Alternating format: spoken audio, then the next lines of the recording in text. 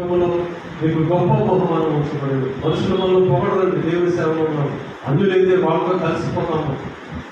వాళ్ళ దారి వేరు, మన దారి వేరు. విశాల మార్గము ఆ తర్వాత దేవుడు మనకు పరలోకానికి కొనుకోబడ్డాడు.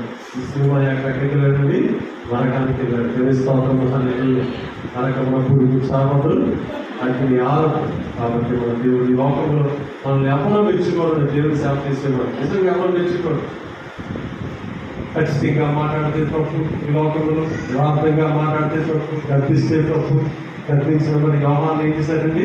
చిరఛేదనము చేయబడ్డాడు.